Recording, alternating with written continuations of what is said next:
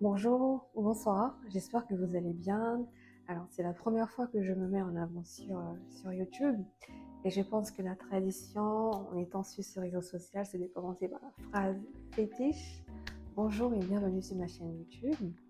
Alors, je ne vais pas faire une présentation générale pour cette première vidéo parce que je ne suis pas une personnalité publique et que personne ne m'attend. Donc, je vais me présenter brièvement et je pense que vous aurez l'occasion de me découvrir au fil des vidéos.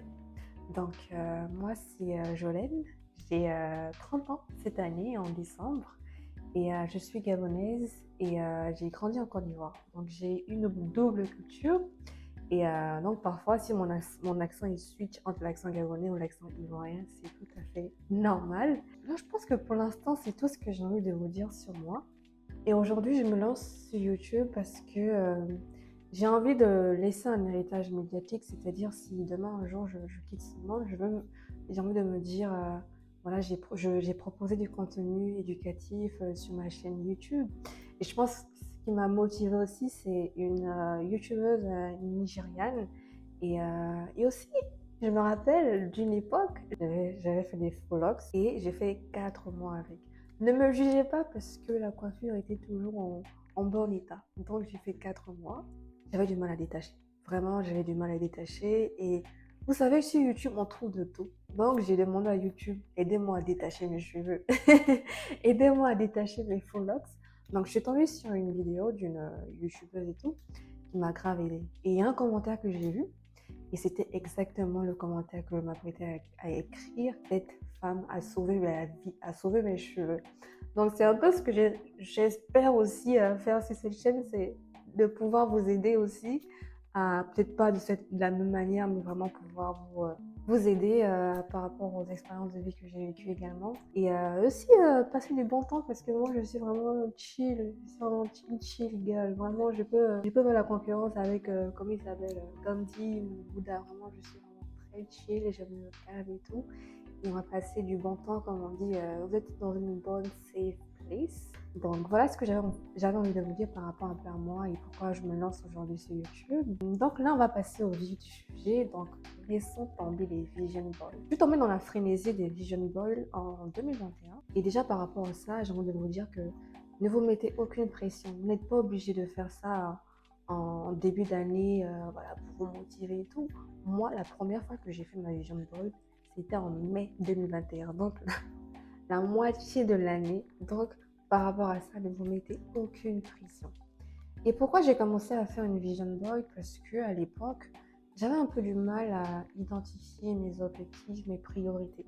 Et j'aimais ce concept de mettre en avant ces objectifs sous forme de visuel parce que je suis très... déjà, je suis dans un domaine créatif.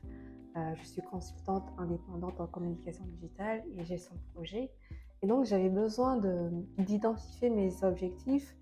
Enfin, le fait d'identifier ces objectifs sous forme de tableau, j'ai trouvé ça hyper créatif comme concept. Donc, lorsque je me suis lancée en 2021, vous allez me dire, vous allez me confirmer ou pas, mais pour moi, le plus important, enfin, l'un des éléments les plus importants dans la Vision Board, c'est le choix des images. À l'époque, j'étais en troisième année de Bachelor Community Manager. Donc, c'était la période où on connaît la Covid et tout ça. Et je cherchais aussi une alternance ou un stage.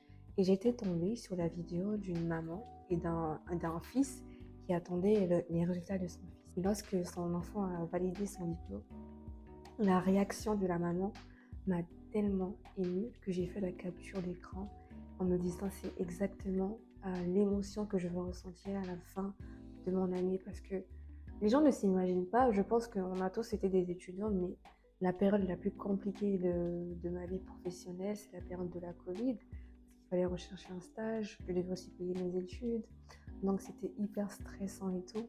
Donc pour moi, cette image symbolisait vraiment cette envie de réussir, de me dire, je passe par différentes adversités, mais je vais finir par avoir mon diplôme.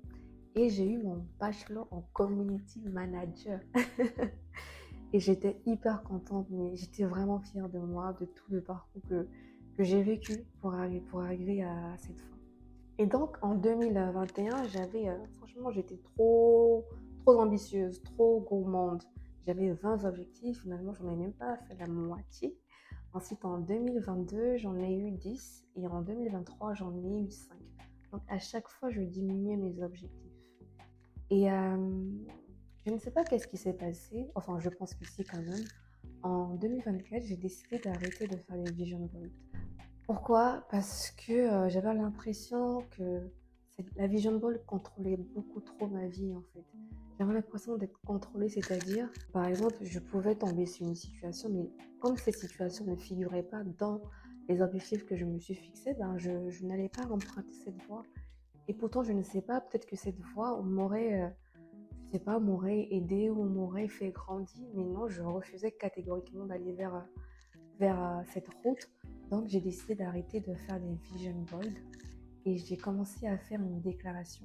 Donc, en 2024, je me rappelle de ma déclaration, ça a été de me dire, peu importe ce qui se passera cette année en 2024, je me sens prêt et à dire oui aux opportunités. Et qu'est-ce qui s'est passé durant cette année? Plein de choses. J'ai été secrétaire générale d'une association. J'ai été également mentante en hackathon avec des étudiants qui m'ont tellement donné d'amour. Franchement, je ne m'attendais pas à recevoir autant d'amour de la part des étudiants. J'étais vraiment fière de pouvoir être leur mentor et de transmettre un petit peu ce que moi je sais de la communication. Même si on n'a pas gagné, voilà, j'étais un peu énervée. Mais franchement, vraiment, ce qui m'a vraiment touchée, c'est vraiment l'amour que j'ai reçu des étudiants et particulièrement d'une personne qui était en situation de bec, donc il avait du mal à s'exprimer. Et le fait qu'ils me disent merci Jolène de m'avoir aidé à, à prendre la parole en public malgré mon handicap. J'étais vraiment fière. J'étais vraiment fière de moi. Ensuite, j'ai eu d'autres loisirs, notamment le jardinage, la dénia. J'ai aussi fait de la peinture sous numéro. C'est une activité que j'aime beaucoup parce que quand on travaille dans un domaine comme le mien où il faut tout le temps réfléchir, il faut pouvoir trouver des loisirs, des hobbies pour voilà, faire reposer un petit peu sa tête. Et moi, c'est une activité qui me permettait de penser à autre chose, de ne pas avoir le temps passer. Et l'année 2024 aussi, j'ai fait des sorties toutes seules, comme on dit, des solo dates. Et il y a une chose que j'aimerais vous dire aussi, c'est-à-dire, si vous avez prévu d'aller à un événement, par exemple, avec une copine ou une amie, et que cette personne décide d'annuler, allez-y quand même. Ce que vous allez faire devant, les rencontres que vous allez faire, c'est aussi hyper agréable de faire de nouvelles rencontres. Et c'est exactement ce qui s'est passé. J'ai des amis proches, mais qui ne vivent pas en France, qui sont plutôt à l'étranger. Mais en France, n'avais plus vraiment, je fréquentais plus vraiment d'amitié féminine. Et grâce à mes sorties en solo, j'ai pu rencontrer de superbes filles, de superbes femmes qui sont un peu comme moi, qui me ressemblent beaucoup, qui sont drôles, qui sont gentilles. Et franchement, 2024, pour moi, ça a été de mes plus belles années. Et j'ai aussi décroché mon premier contrat en tant que consultante indépendante. Voilà, pour moi, 2024, ça a été la plus belle année.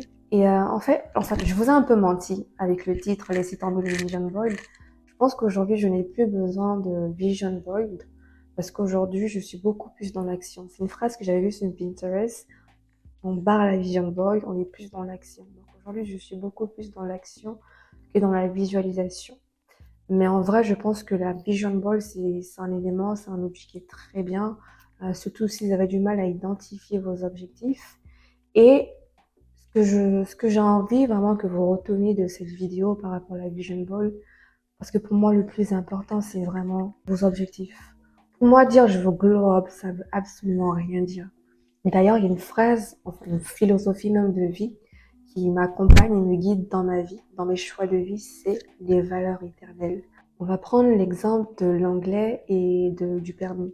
Est-ce que vous voulez juste apprendre l'anglais pendant une année ou apprendre l'anglais pour que ça vous serve aujourd'hui, demain et pour toute une vie et finalement pour l'éternité, d'où valeur éternelle.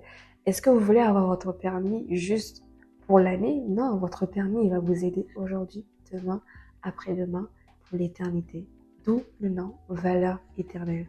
Donc, choisissez des objectifs qui auront une influence, un impact, que ce soit aujourd'hui, demain et après-demain. Voilà, c'est un peu ce que je voulais vous dire par rapport à la Vision Boards. Et je voulais savoir un petit peu vous, quelle est votre opinion par rapport à cet outil? Est-ce que vous avez réalisé une Vision Board cette année et l'année dernière aussi? Qu'est-ce que ça donnait? Est-ce que vous avez atteint vos objectifs ou pas? Est-ce que vous avez diminué un petit peu vos objectifs pour que ce soit un peu plus réaliste? Et qu'est-ce que vous pensez de cette notion de valeur éternelle, de choisir des objectifs qui auront un impact non seulement aujourd'hui, demain, après-demain et pour l'éternité, valeur éternelle. Voilà, je vous dis à très bientôt pour une autre vidéo. Merci de m'avoir écouté. Et vous là, continuez à vous abonner. Continuez à vous abonner sur ma page.